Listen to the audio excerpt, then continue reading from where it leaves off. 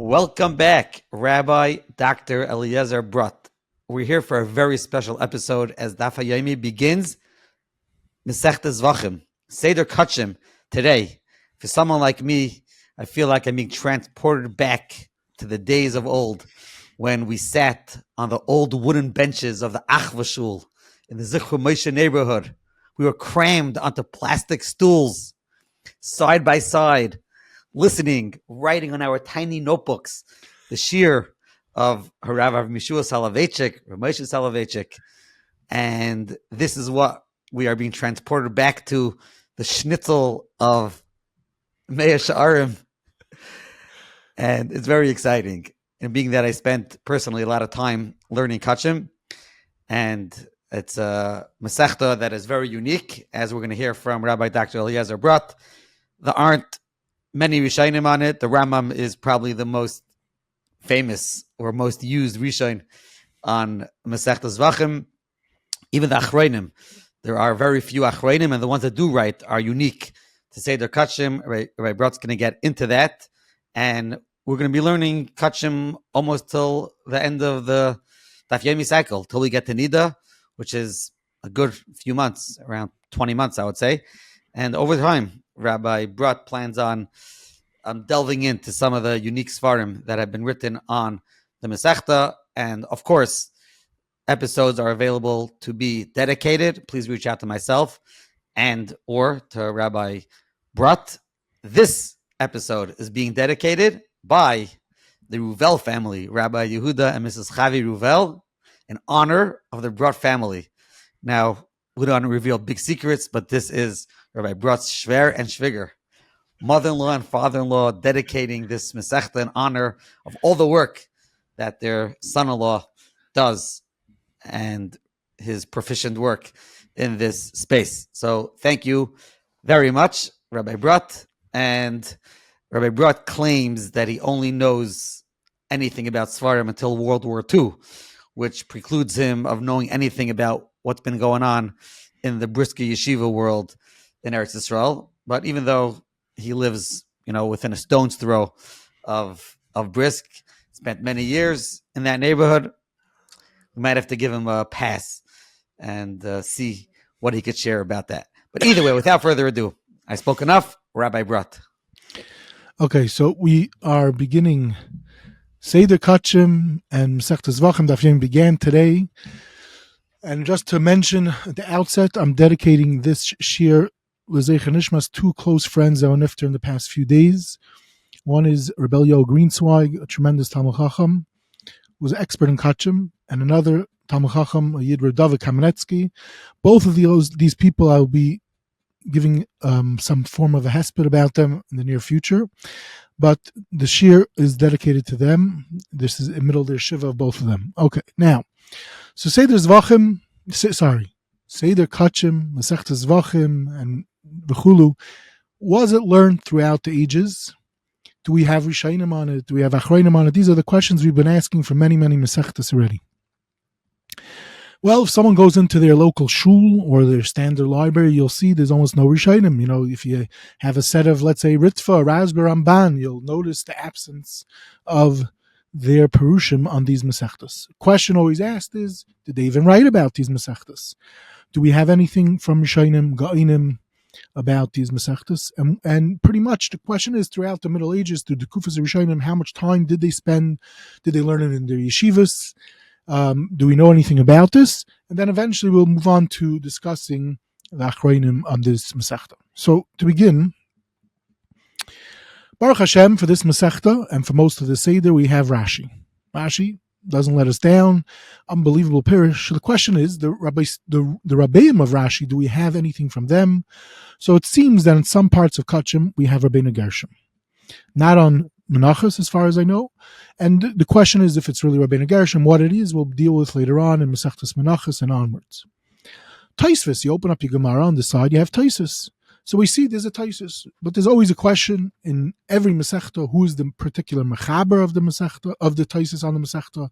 In many Masechtas, we have always mentioned that there's multiple multiple, let's say there could be a Taisis Rush, there could be other, there could be Rabbeinu Peretz, others. So what's the story with Zevachim as far as this goes? So recently, there's a journal called Mechilta coming out from Yerushalayim, and a fellow from Bnei Brak wrote a massive article where he deals with, in depth, the Tosefta on Masceches Zevachim, documenting, figuring out who is the author, and then he continues that's in volume 2. In volume 5, he continues discussing and demonstrating very clearly that all the Balei HaTosefos learned Seder Kodshim, and we have lots of different materials from them sprinkled in different places, and that's what the basis is of the side on the side of your Gemara, the Tosefos. How he demonstrates this is a very fascinating article for those that are interested in these type of things. You can find it in Mechilta Beis and Mechilta Hey. Now, but this just shows that the Balei HaTosefos did. But does it show others? For, as I asked, what about Chachmei Sfarad? What about the Ramban? What about the Rashba? What about the Ritva? So, strangely enough, from the Ritva and Rashba, we do not see that anywhere mentioning that they gave Shir on Kodshim, really, or that they have Chiburim on Kodshim. And we're talking the Ramban, Lamashal, beyond prolific on all areas of Torah. The Rashba wrote a crazy amount. Why is this so? It's also part of a mystery.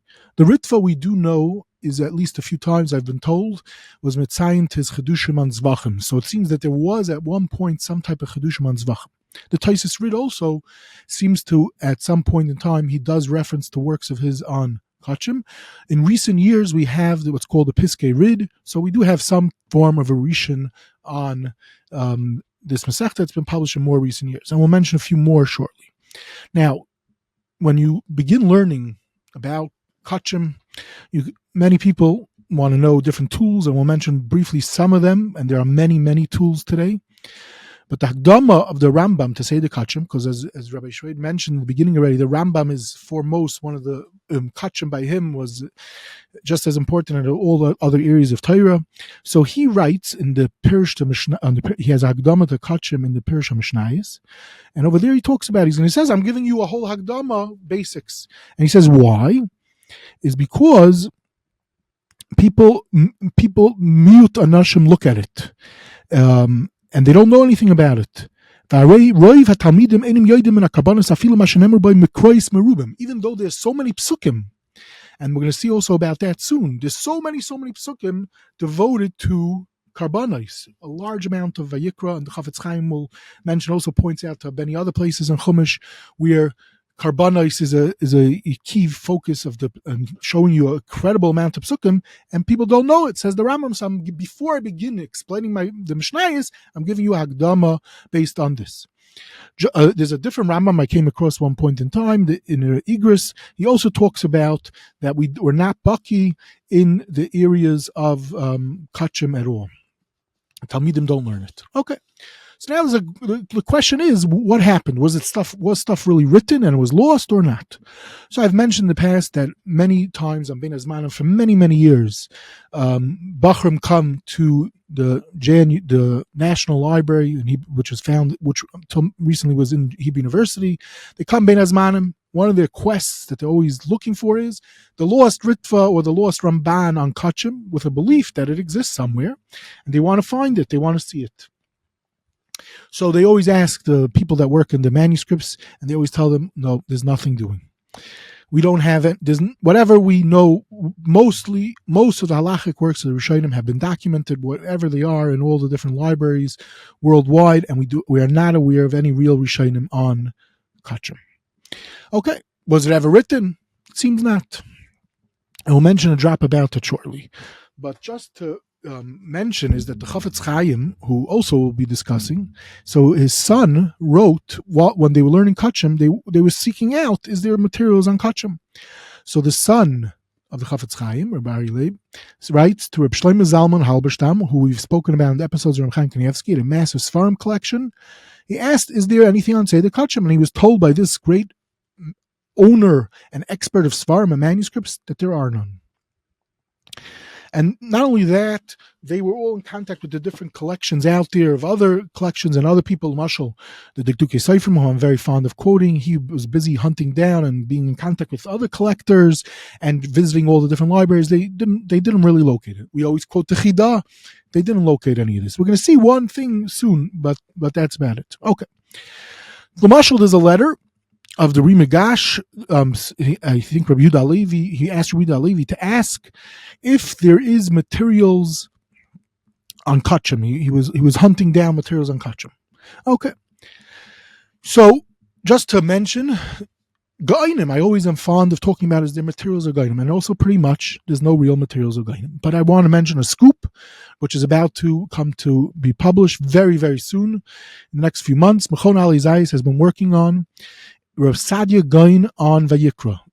It's going to be a massive work. I think maybe even 2 volumes. They've published parts of Tazria Metzora, and this is brand new material. And what the chiddush of this is, Rav Sadia Gaon, this is a new work of his that has not been published, and we see in here tremendous amounts of materials and chedushim that relate to Kodshim and Tyrus, which that's what a lot of Chumash Vayikra deals with. And some of these materials have been published in some journals, but this is coming out in the next few months. It's going to print, from what I understand, in the next few weeks.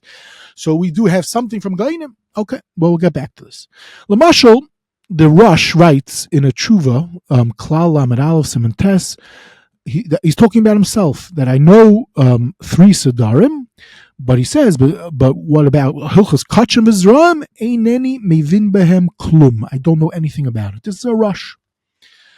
Okay, so the question is, why Taka don't we have Ramban Rashba? Let's say even the Ritva, if we said he wrote a little bit, why not? So the Pashtus, one of the Nakudas is that they were busy learning first and focusing on their energies on what's halacha l'maisa.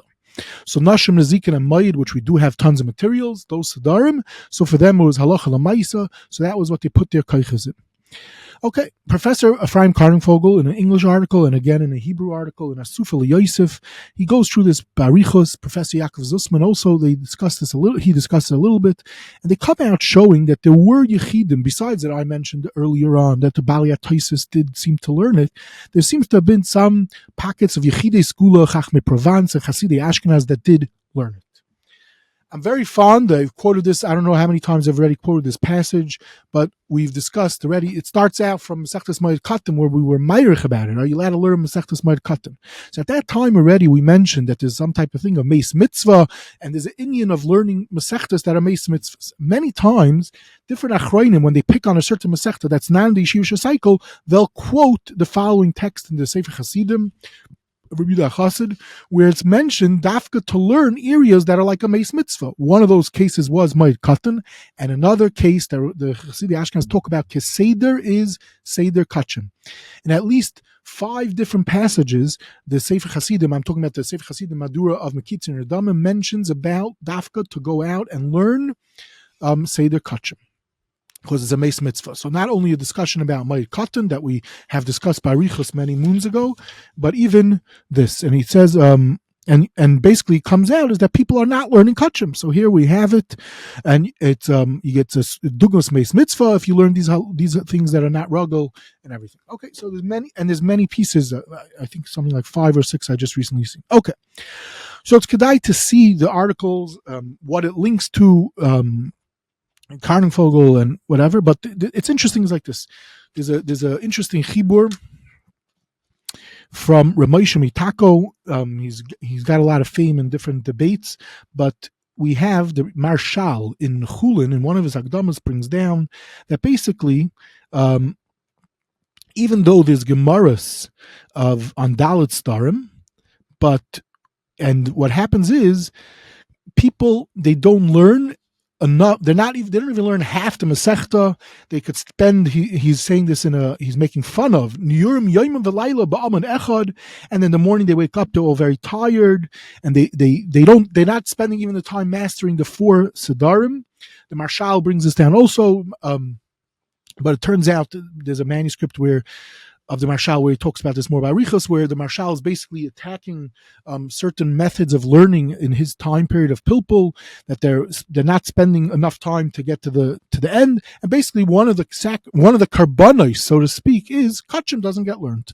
Now, part of it has to do with is it's not so halacha l'maisa. Okay, but we're going to get to that shortly. Mordechai Breuer, who we've quoted many times in the past, wrote a massive book on the yeshivas throughout the generations from Geonim until after World War II even.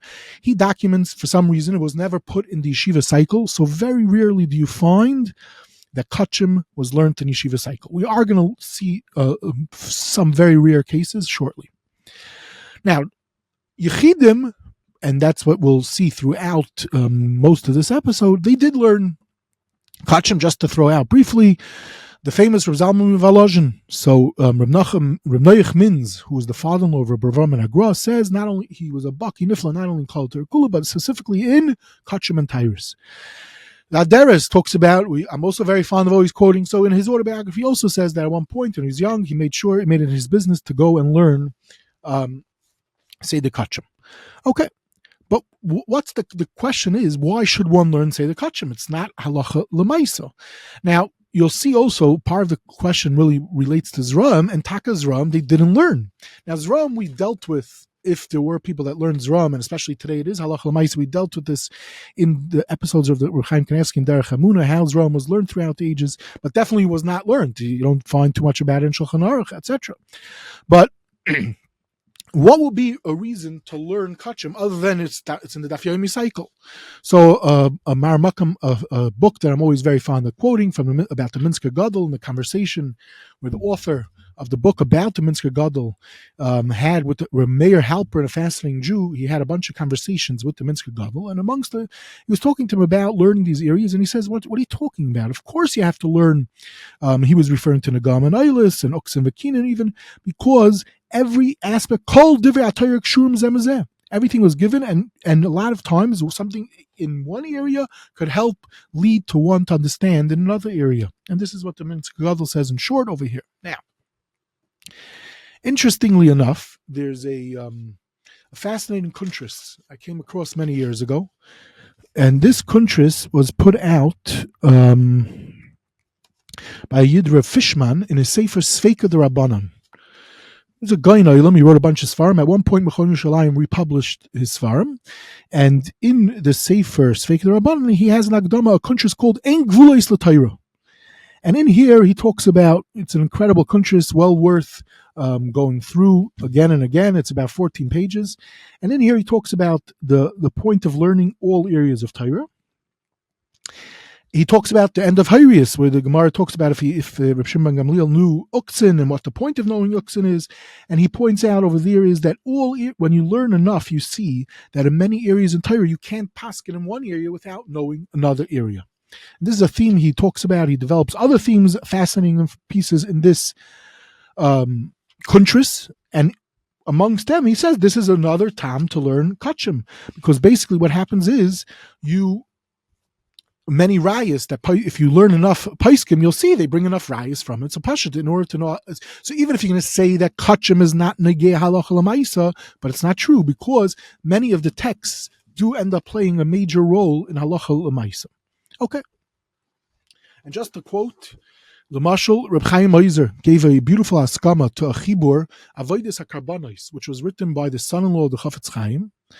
So in there, he says, why should one learn Kodshim? So he says, many halachai, Mi shechasula yedia bechelik halacha she'en negeis bezmanenu, harei yedia selok gam bedinim hanoyegin, ve'en yedia seinu yedia shleima v'amuka umukafa. So basically, what I'm saying, similar to the Minsker Gadol Bekitzer, that the point is all areas of Torah all relate to one another. So if you have a weak in one Seder, so to speak, it's going to affect your understanding and especially if you want to be a Pesach in many areas, everything affects each other. This is what Chaim Oizer also says in this Haskama, which is similar to this concept found in this kuntris Ein Gvulos LaTorah. And there's many Marmakaimis to illustrate this. We're not going to go through all of them, but just one other aspect is the Sefer from the Magen Mipletsk, one of the people that was Zeicha, perhaps to call him a Talmud of the Gra, but he was someone that was Zeicha to Mashamish the Gra. So he wrote a tzava called Rosh Hagiva. The most recent edition was published by Reb David Kamenetsky Zal, and in there he also talks about, okay, so first learn You want to learn the inyanim that are negeh halacha lemaisa, mayid, and then nashim nazikin beseder, but also Kodshim has to be on your radar screen. Okay, so these are some of the brief marmakaimis which are found out there about learning Kodshim. We'll see perhaps today a little bit more is one of the people who basically made a very, very big deal about learning Kodshim and put it on the map, I would say, in the yeshiva world, might have been the Toras Chaim, and he wrote a massive article where he discusses a bunch of reasons why one should learn Kodshim. But we'll see if we're going to have time to go through it or just mention points briefly. Okay, so now how do you learn Kodshim? So number one is, I mentioned already, is the Rambam in Perush Mishnayos has this Hagdama, but it's brief. Okay, comes along the Toras Yisrael, you open up the Mishnayos, standard Mishnayos and Kodshim. He has a beautiful Hagdama. He's famous for many Hagdamas, Lamashal and Hilchos Shabbos. He has Hagdama which the Mishnah Brura quotes Keseder Halacha L'Maisa. So it doesn't need any more greater endorsements if the Mishnah Brura is able to use it ad Halacha L'Maisa. Anyone familiar with Hilchos Shabbos? Okay, it seems there is a recent chibur on the Toras Yisrael's chibur. Okay, now, so obviously, part one of understanding Kodshim is that there are Pesukim. You have to start with the Pesukim, but not shot that there's Pesukim. Boy, are there Pesukim. If I can find the quote, the Chofetz Chaim. Yeah, the Chofetz Chaim at one point in this article I just mentioned says, he says like this: if you look in Parshas Boy, you have the Geonim of Carbon Pesach. Parshas Yish, then he talks about, he's talking about all of Kodshim. So you have in Parshas Mishpatim this stuff: Truma, Tetzave, Vada, Kiseitze, Toras, Kiddush Yadayim, V'Raglayim, other aspects. Parshas Pekude again, Parshas Nasai, Parshas Baloischa, Parshas Shlach, Kairach, all these Pinchas and more. And this is besides Sefer Vayikra, which is mostly about Kodshim and Kahuna. So there's a million Pesukim. So the starting point obviously has to be to look at the Pesukim. Interestingly enough, there was an old minig already mentioned in the Midrashim that where did they begin learning with the children was in Chumash Vayikra, not in Chumash Bereshis. A lot of discussion about that, and even today, that minig how it still exists. Okay, now what happens is like this. There's something called Toras Kohanim. So in general, when one learns Nashim, Nezikin, so let's say you're going to say you can open up the Mechilta when you're learning Parshas, when you're learning Nezikin. So I already threw this out there, but a lot of times in Yeshiva you don't have a reason to look there for the simple reason you have so much material as it is. So why in the world would someone run to go look over there in Midrash Chazal, but over here in Seder Kodshim, with his Kamat no Rishonim, and you're scrambling for material. So here, Toras Kohanim is going to be very helpful, not only to understand, I'm going to see why in a second. Lamashal, there's a Chashav Yid from the times of Chassam Sofer known as the Baal Shem Michelstadt, also a fascinating Yid. So in his notes on Zevachim, one could see in the few pages that we have how to learn Zevachim. He throws out to you learn Ramban, the Targumim, the Toras Kohanim, the Karban Aharon. Then he talks about a whole quote from the Naftali Ruzel's Parish on Toras Kohanim.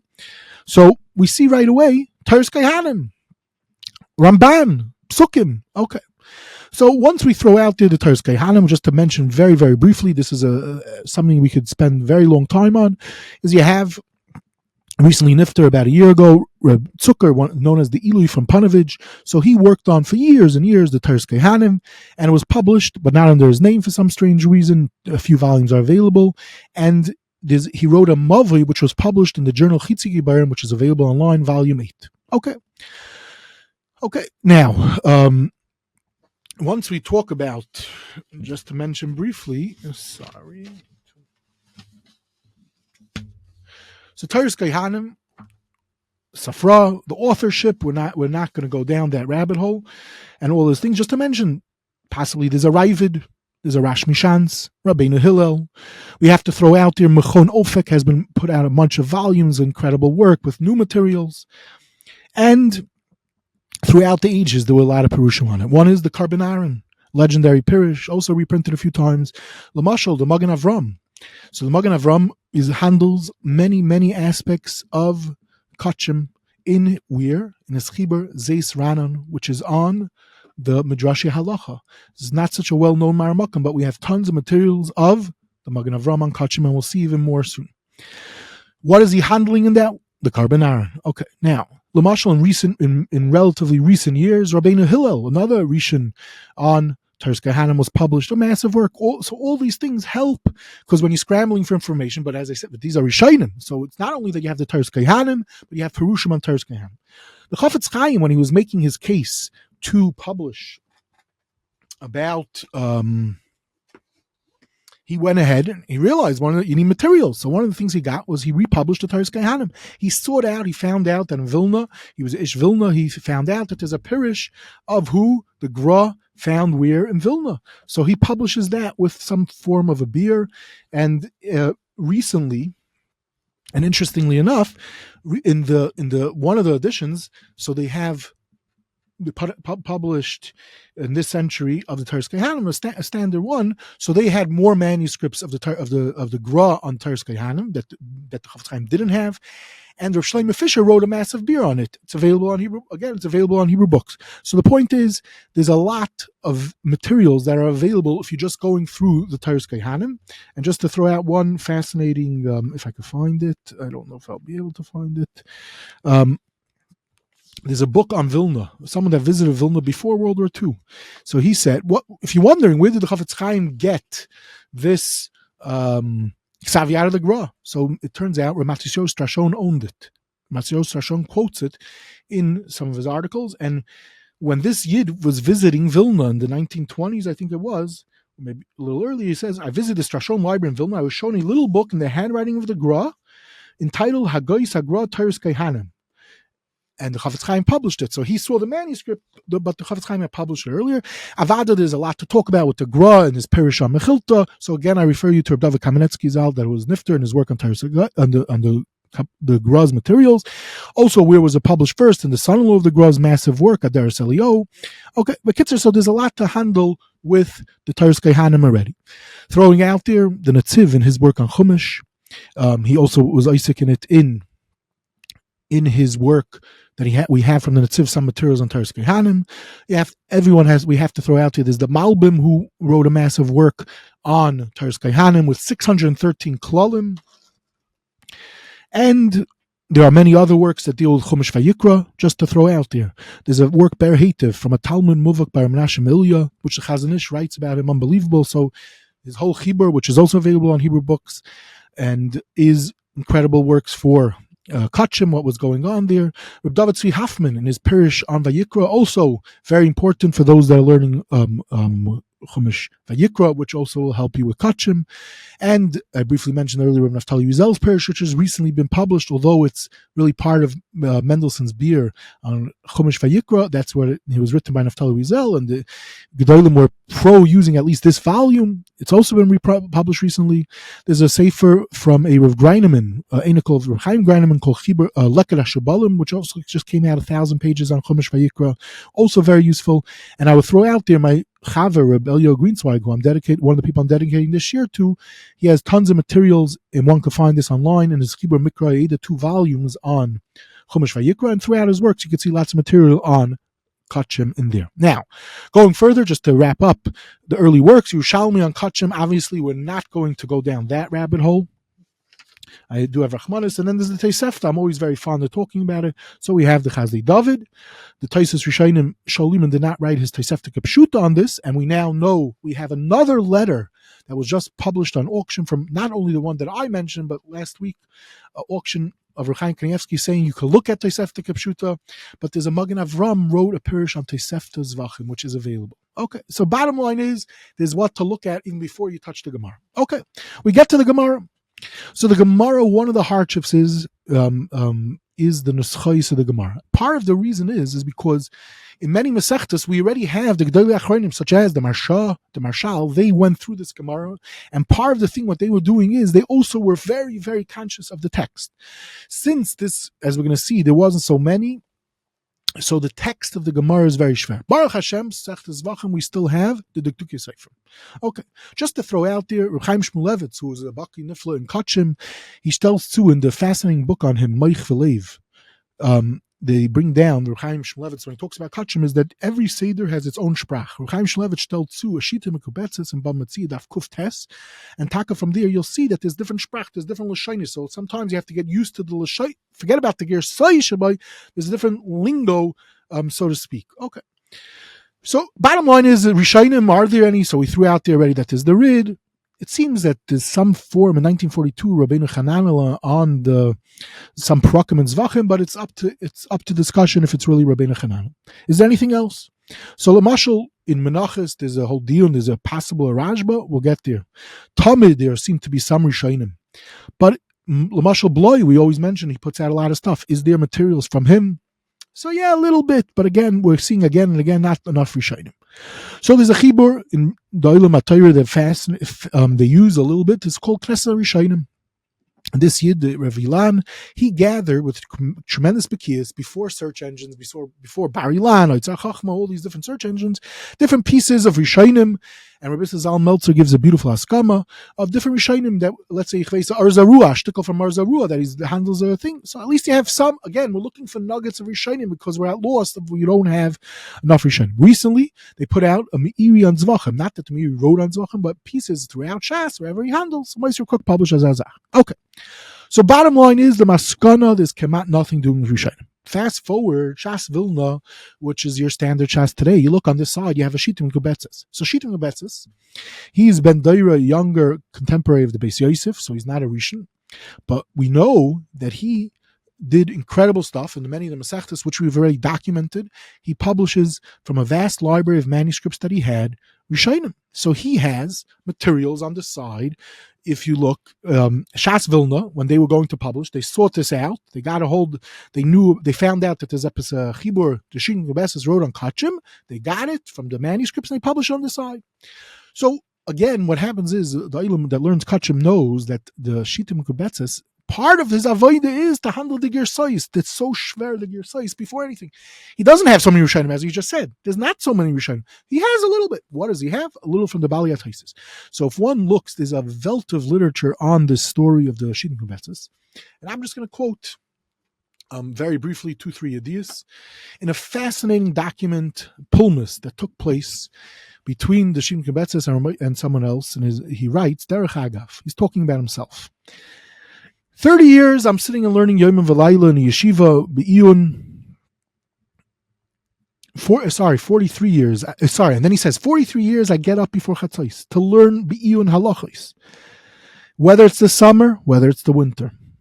He says about himself, I already have 3,000 pages in halacha. Bekitzer through Yegiya. And he says, I know that I don't know. I mean to say, because I learned so much, I know that there's so much more to know.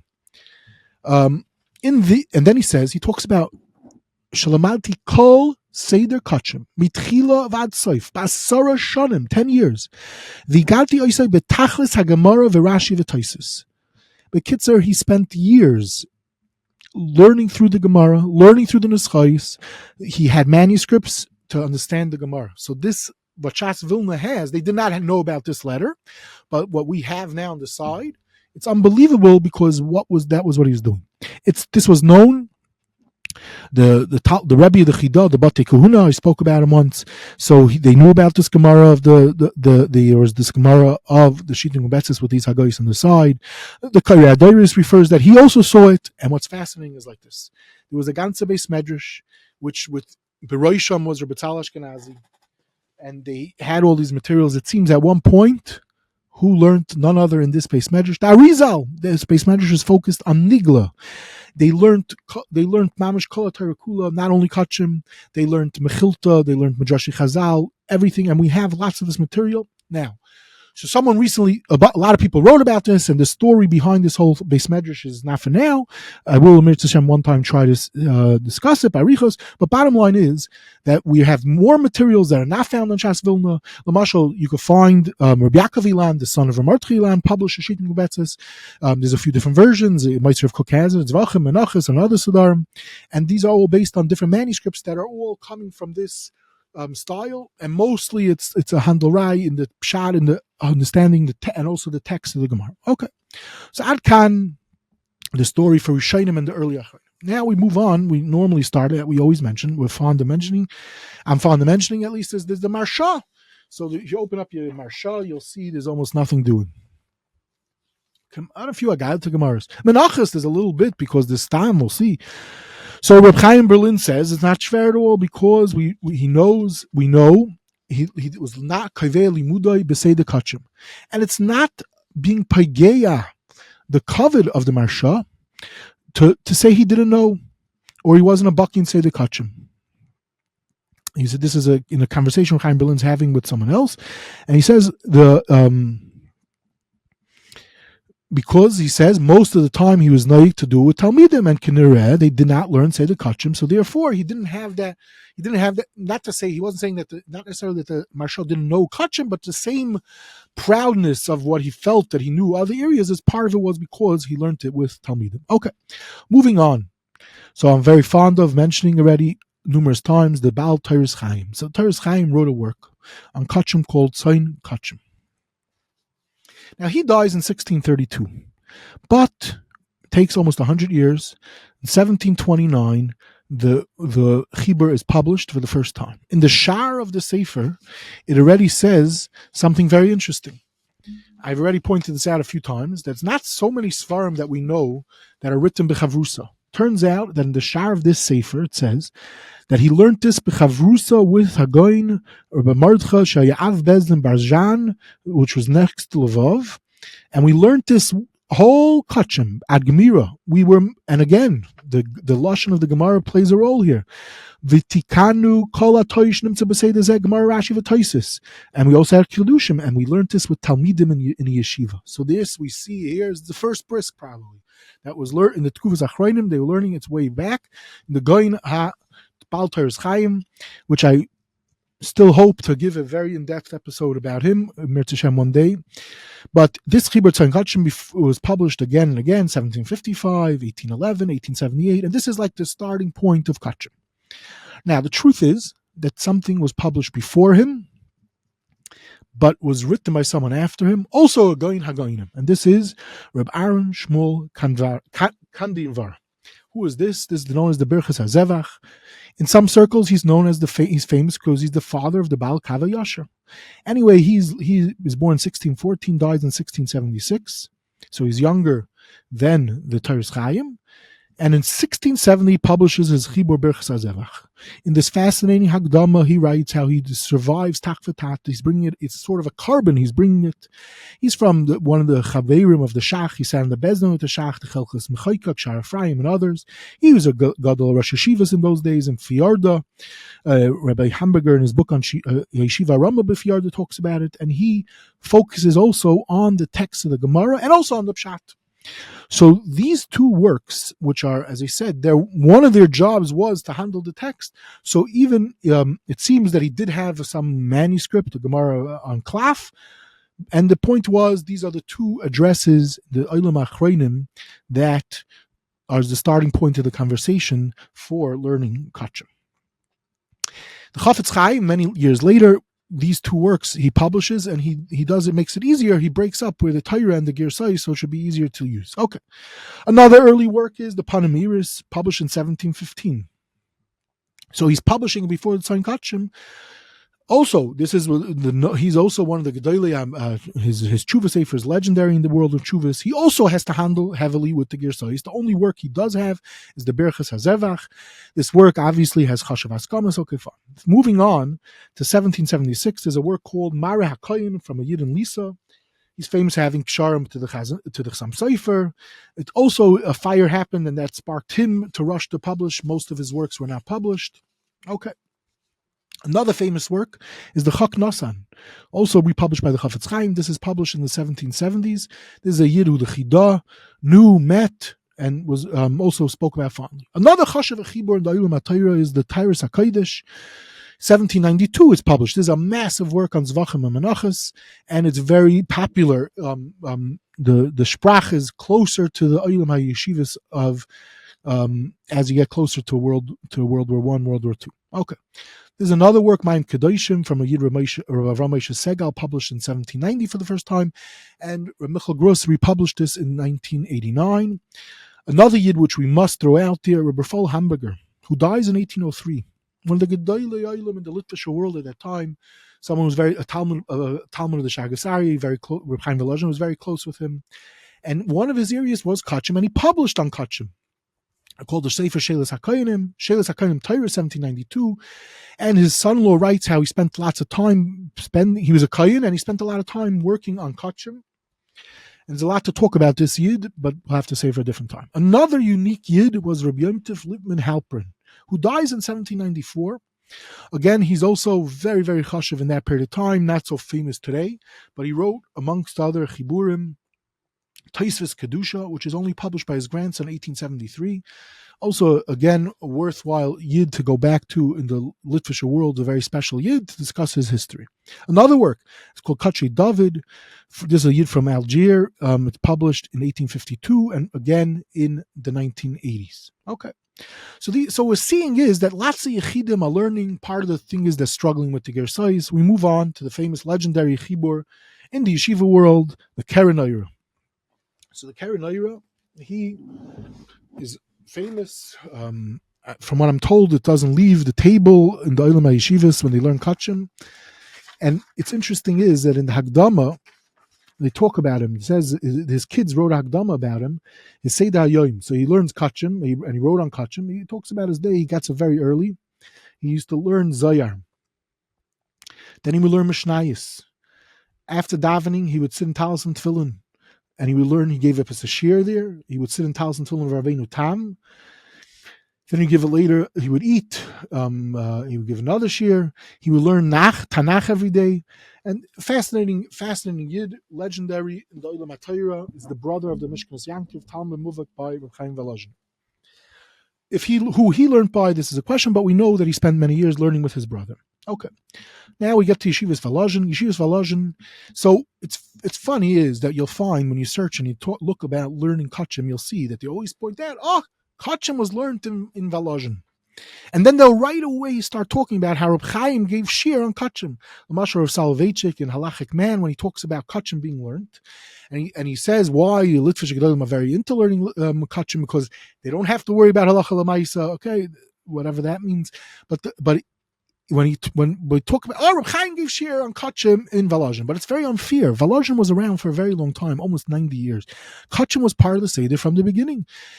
Very unique, as I said, almost no yeshivas learned Kodshim. Okay, I'm pointing out now that the Toras Chaim gave shir with his chaver Martcha. They had some talmidim. We don't know how many, but Volozhin had many talmidim. Yes, I'm sure part of the hype helped was that Chaim gave the shir as opposed to the Netziv shir, but the Netziv gave shir on Kodshim. We have it, and Netziv was a ganz feiner expert on Kodshim, to put it mildly. One could see in his Mar Mesada. Netziv was a Yid called Tarakula. Mamish Harasayf, following the base medrash of the Gra, Reb Chaim Volozhin. So it's a shtickle on fear when you point out, Reb Chaim in Volozhin. Reb Chaim is only coming towards the end. Avada, when Reb Chaim did in Volozhin, was remarkable, but you have to give credit to many years before Reb Chaim was even born. Okay, now, but to point this out, Reb Chaim was giving shir. So one of Reb Chaim's big talmidim Kiyadua was Rabbi Zalman Meltzer, who was also Talmud of the Netziv. And when he was given shir on Kodshim, he invited many times Rabbi Zalman, and Mrs. Zalman didn't go. And it seems afterwards, when he left, he had many years later, he remarked to Talmud of his, he had charata that he didn't listen to those shiurim of Reb Chaim. I might have once heard there's even some folklore with the Brisker Rav about it, but the point was that Rabbi Zalman Meltzer, who did learn Kodshim at a certain point, look in his Even Azel, but he did not learn it when he was in Volozhin. Okay. And even though he could have heard the shiurim of his great Rabbi Reb Chaim, he didn't listen to those shiurim. Okay. Now, again, it's hard to know what happens. Up till now, we listed a bunch of people, and most of these farms are available. There's a lot of Acharonim learning Kodshim. The story is far from over. We have a few minutes left. We'll mention a few briefly. But what's the turning point? Does something happen to change, to put Kodshim on the map? So again, I hope to document this much more fully, but we have to give credit over here. It's given a Yid, the Chofetz Chaim. The Chofetz Chaim was not Stam a Yid that came up with an idea, and he said the idea. He was a doer. And I think I mentioned this passage, but he said to his son, one of the ways that he did things was he worked with Svarim. He didn't some people, they gave shmuzin, some people got other people to do it. His way was working is, if he felt there was a need to do something, he would write about it and produce for him. So Kodshim, as we just said, his son, I mentioned all in the beginning, they sort out, is there any materials in Kodshim? Chofetz Chaim, a kayin, hell, Kodshim is not being learned. So the Chofetz Chaim does, I'm just going to mention briefly, 4 different things. Each one is a fascinating discussion in his own right. First of all, is he writes a mimer called Toras Kohanim. Toras Kohanim, I hold anyone in the next few months, as Daf Yomi is learning next almost 20 months, Kodshim, it's kedai to go through the 15, 20 pages of the Toras Kohanim to see a bunch of reasons that the Chofetz Chaim mentions why one should learn Kodshim. Now it's interesting, the Chofetz Chaim says, why do people spend so much time learning Yavamas? Yavamas is not negei halacha l'maisa. Sanhedrin and Makis makes it even to the yeshiva cycle. Why is Kodshim? It's very important. He does throw out what I mentioned in the beginning, that it helps for halacha. Also, he throws out the Meis Mitzvah for the Sefer Hasidim, but he has many different nekudas, and it's kedai. The Chofetz Chaim's language is beautiful. It's easy to understand. It's kedai to go through, and Mirza Hashem, maybe I'll highlight some of them in a special episode where I will deal with more. Continuing with the Chofetz Chaim, what am I referring to? Lekutei halachas. The Rif did not write on Kodshim areas, so the Chofetz Chaim goes ahead and makes a riff type of chibur. But he doesn't just do a riff type of chibur. At least in Zevachim, he writes a be'iyun dika pirish on it. Authoring it with who? With a son of his and others. Okay? And so he puts on the map already, number 1 is the chi of why you should learn it. A mimer called Mimer Torah. Then he has the Lekutei halachos. He also to make so the Toras Kohanim is, I think the earliest time it came out is 1900, but he was already concerned about Kodshim much earlier. His son says, and he describes why. It probably also had to do with, he held his Chevli Mashiach. He talks about this in all different places about it, tying it in. What's going to be? You're going to come time to learn. You're going to come. Mashiach is coming, and you're not going to know what to do. And in 1909, he first releases it, although it was ready much earlier. And why? That's its own story. But the Asif is a Geonim. He goes ahead and publishes. He gets a hold of the Toras Chaim's work on Kodshim, and the Birchas Zevach on Kodshim, the Chaknasan on Kodshim, and publishes these works and others, so that Loimdim would have no excuse. You can't say, I don't have any Acharonim. No, you do. Here's the let me say, he makes the kilu. I would say the first Kavitz Mafarshim on a Masechta is put together by Yehuda Chofetz Chaim. For the Olam HaTorah not to have excuses. The story of the Askamas, other people that he met and convinced to do this is not, the time is short, so we're not going to go into that. But bottom line is, the Chofetz Chaim gets for sure tons of credit for making it a thing. Okay. L'mashal David HaNazir in his autobiography, he records how at one point when he met the Chofetz Chaim, he knew the Chofetz Chaim, he lived near Radin, and one time, and he was also kind. The Chofetz Chaim encouraged him, you have to learn Kodshim. Okay. So now just to mention briefly some of the Svarim and the Olam Yeshivas of pre-war Svarim. Number 1 is a Chibur Olas Shlomo from a Yid Rav Lipshitz, a Balabas. And he writes in his beautiful Akdama, it was so sad to see the learning matzav is terrible. He's writing it in the early 1900s. And this Yid, Harvard on Kodshim Be'iyun, Harvard on Rashi Toises, he had a grandson, the famous Rav David Lipshitz, and Lamaisa, it's clear, one's able to document, and there's an introduction in one of a descendant of this Rav Lipshitz, who published an edition of the Olas Shlomo a few years ago. So they document, it seems maybe that people were publishing the Olas Shlomo without permission, so I think that that's what's going on in their Hagdama, but the bottom line is, they gather all the materials about this. Rav Lipshitz, an unbelievable person, from the pieces that they're able to put together. And the point is, it's Niskabel Noilem Yeshivas right away. Okay. Just to throw out there, there's a Chibur Zivchei Ephraim from Reb Lev, published in 1914. There's a Gevaldige Chibur Chemdas Daniel from a Talmud from a Bitzel Panim. A beautiful, beautiful Akdama. I wish I had time to share, but there's not enough time. We have one of the things that he's writing this, he gets to Yerushalayim in 1930. In the 1930s, he's publishing it, and you could see he's writing, like, who's going to really look at it, and he's like basically looking for an area of Torah that he could park himself to do, and he plugs away on it. And I've been told that it's a Gevaldige Chibur on Kodshim. But the Hagdama, for me, is fascinating, and you could see the struggle. Why in the world, as an author, should I even publish? Who's going to look at my stuff? Avad, I'm not doing it for the money. You don't make a red cent. You only lose money. And he has a whole fascinating, lots of different interesting things also at that time to see that Yerushalayim, a Yid, plugging away, learning Kodshim, a Yid from Lita, makes it there. Okay, now, one of the Yidden that's famous in the Olam HaTorah of Kodshim is the Mikdash Dovid from Rav David Rappaport. So here's a Yid that is worth many episodes for doing Kodshim, Torah. So he's also a Yid who's a Kayin. He's an Einikel of Rebbe Akiva Eiger. And his first work is a work on Rebbe Akiva Eiger, Tzemach David. And then he decides, he doesn't say, he's not giving credit to anyone, but he says in the Hagdama, Nosati alibi lasik binyani Kodshim. And then he says, I didn't see Simon Bracha, he says this, whatever that means. And then I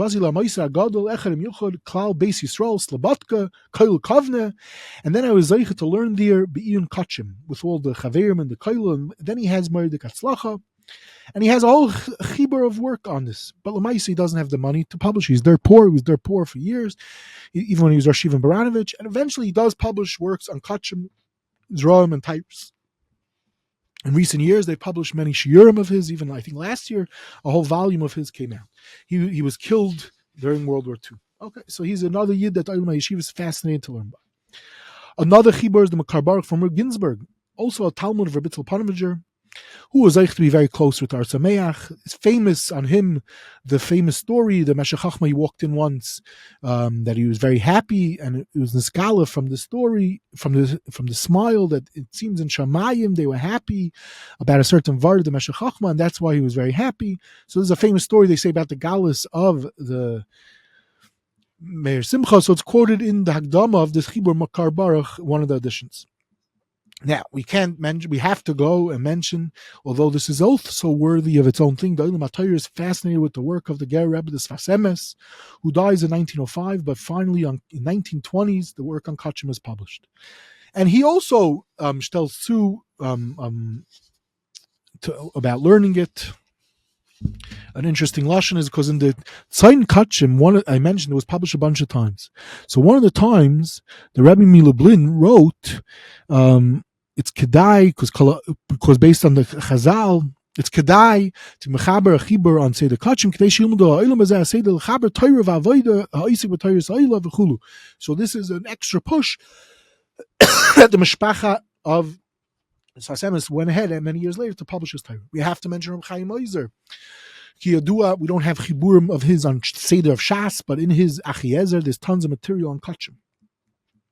Just to mention very briefly, there's the Chamudei Tzvi, 1923. There's a Sefer Shalom Rav, 2 Chalakim, in 1927. The Dam Zevachim, 1930. The Levush Mordechai, the great Rosh Yeshiva of Chevron, Slobodka. So he has many simanim relating to Kodshim. There's the Nezah Kodesh, who's his own story, his relationship with the Chazon Ish, etc. He had going to America. He writes many volumes on Kodshim. There's the Ar Hayasha from Rav Hillman. Now, the Ar Sameach, we mentioned earlier, the Ar Sameach in Meshech Chochmah, Lamashal, one wants to understand Meshech Chochmah, you have to go back to Toras Kohanim when you're learning Vayikra, but even in the Rambam, the Ar Sameach on Rambam, there's tons of materials on Kodshim. So Yid went ahead and made a massive volume of materials of the Meshech Chochmah, collecting it from all these places, and you have Meshech Chochmah and Zevachim and Achas. Avada, the Yid that wrote on Kol Torah Kula, literally the Chazon Ish, Kodshim, there's not even a chiddush that he has materials of his. The Aruch HaShulchan HaAsid was a crazy besura that no one knew that the Aruch HaShulchan even was working on a massive work on Kodshim. This is also a very, very useful work, and kedai to see the reviews of Reb Zevin about this. Okay, now, just to conclude with a few brief ideas. Machon Yerushalayim. So, number one is they've published in the massive set of work from the Yad Dovid, who we plan on having an episode about him soon, in dealing with the Napoleon and the Sanhedrin. So the Yad Dovid, he was the Rosh of the Bezdin. So Machon Yerushalayim has published multiple volumes of this giant of a Yid. Some Sefer gave Mordechai Hesped on him. He wrote on Kodshim. So they published it from manuscript a bunch of years back. Reb Zalman Sender Shapiro, Einikel from Mishpachas Chaim Volozhin, one of the Geonim of Rosh Yeshivas before World War I. He ends up coming to Eretz Yisrael, Seif Yom of Mamish. He dies there. He was known as a tremendous Rosh Yeshiva, Lamd and everything. The father, the Dvar Avram, So there's a whole story of how it was found and was lost, and they found it, they found parts. Machon Yerushalayim published his work on Kodshim, Aris. There's a lot to say about this yid, and including materials between him and Reb Chaim. So there was new materials of Reb Chaim published in this work.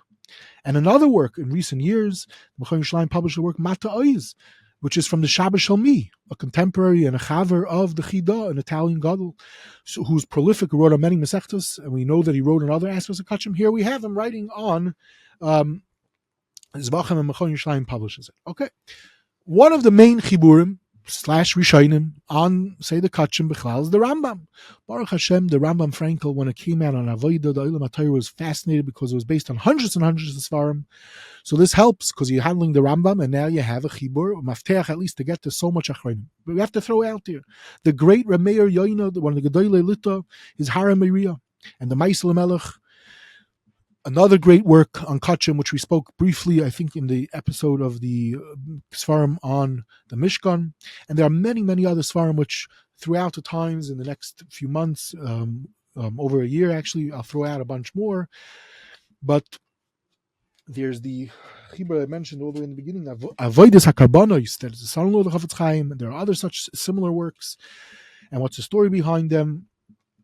And to conclude, today, there's two nakudas to conclude with. Number one is like this: Brisk dynasty brings something unique to the Olam and to Olam HaTorah with their limud, with their mahalach halimud when it comes to Kodshim, and they have spent well over 100 years mastering this and talking about it and giving shiurim on it. All the different family members, all starting from Reb Chaim. I don't know, maybe even Beis Halevi also. There are some materials on Kodshim. I'm not sure. I don't know if they call it that the linkage, they go back with this aspect with the Beis Halevi, but Reb Chaim for sure, the Brisker Rav is famous. Many Talmidim from different yeshivas would come to hear shiurim from him already before the war, after the war, and his children and their children have opened the various brisks and the brisks and the brisks.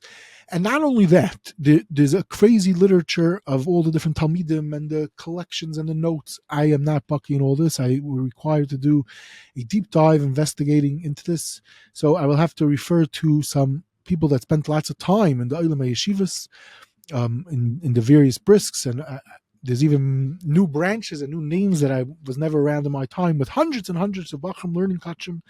So you see the Chofetz Chaim's dream in the early 1900s, or maybe a little earlier, it was definitely Mekoyim. Kodshim is being learned everywhere. I found it fascinating. One time, I was looking in. There's a Gillion that comes out based from Bnei Brak, and this Gillion, I think it's called Ali Kodshim, and maybe had different names. They have on Zraim a Gillion. There's a Gillion on Tyrus, and on Kodshim also. We say Kala Torah Kula today is being learned on proportions that no one could imagine. As I said, for centuries was Yechidei Skula that were learning it and wrote about it. Rishonim, we have very little. Avad the Rishonim themselves knew it, but the Hamoinam didn't spend the time learning Kodshim. And there's even in other circles, there's the Gillion of Mailim B'Kodesh also. Mechon HaMikdash has put out tons of tools and Svarim opening up Kodshim to people, which is also available. Gemaras with pictures, illustrations. So the point is that there is just endless amounts of material out there to help one learn Kodshim, as opposed to what was all the generations and Memela. So people now, they're learning Daf Yomi. So Daf Yomi, we have Art Scroll, we have the Masifta Gemaras, and what if you read the Hagdamas of the Art Scroll Gemara, you'll see they write in the beginning all the different Svarim that they use, and they're aware of all this literature.